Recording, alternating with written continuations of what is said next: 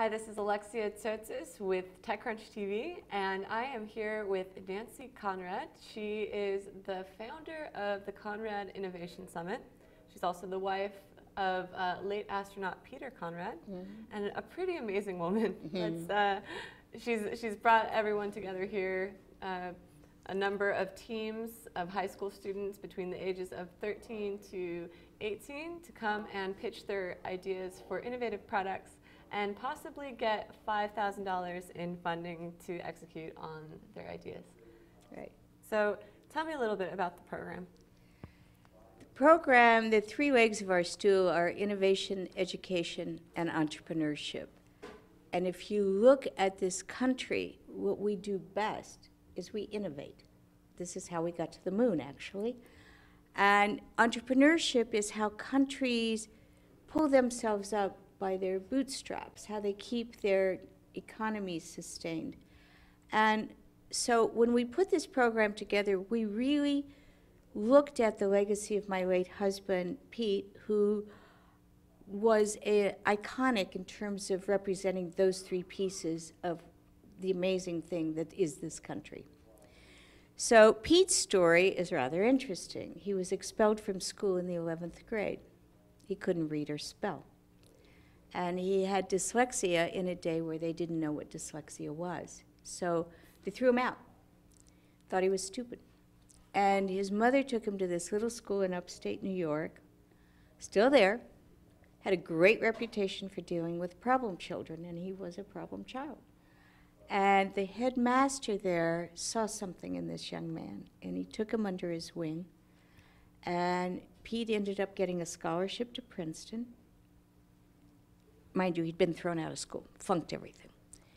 Ends up becoming an aeronautical engineer. Well, as it turns out, you don't have to read or spell very much to be an aeronautical engineer. And then he went into the America's space program. He became a test pilot, and he went on to fly 4 flights in space, actually. Gemini 5, Gemini 11, Apollo 12. He commanded the second landing on the moon. He was the third man to walk on the moon. And then he flew Skylab, which was our first space station. And he was awarded a Congressional Space Medal of Honor for rescuing the lab. It was damaged at launch.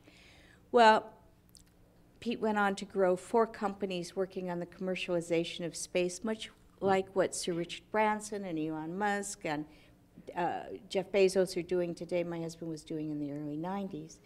And unfortunately, he was killed in 1999 in an accident.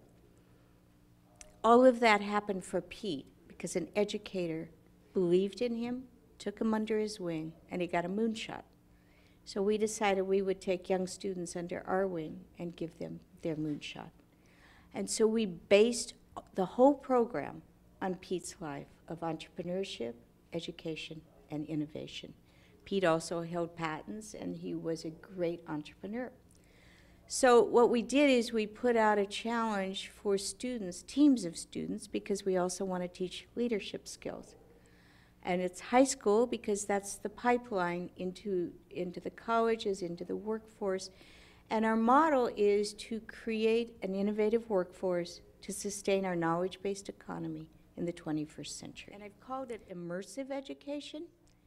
It's kind of beyond project-based or multidisciplinary. The kids are really in this. And the goal is, as President Obama said, the goal is to get them juiced. Juiced kids who really want to do something, they don't know there's a box. And all they do is think outside of the box. And if you give them that opportunity, they'll just blow you away. And you will see projects at this summit that are super high level. It comes out of high schoolers. Green bacon, the inexpensive solar energy. Yeah. They're awesome. You know, these kids have been archived in the Kennedy Library. They've been interviewed by MTV and Elle Magazine. We've got kids at the launch. They've got patents. This is where geeks turn into rock stars, and there's the game changer. That's when you can actually change the culture of students. So geeks get cool. Well, yeah, when I asked Green Bacon, bacon stands for like best all-around club of nerds. And I said, well, is it because people in your school called you nerds? I mean, when I was growing up, being a nerd really wasn't fun. Yeah.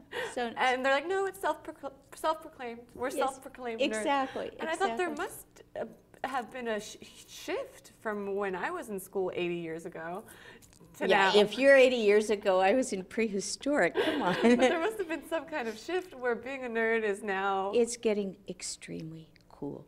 And the goal of this is getting the kids juiced, letting them understand that they have amazing skill sets and ideas that we don't want to jam into a test, that we want to give them that shot, their moonshot.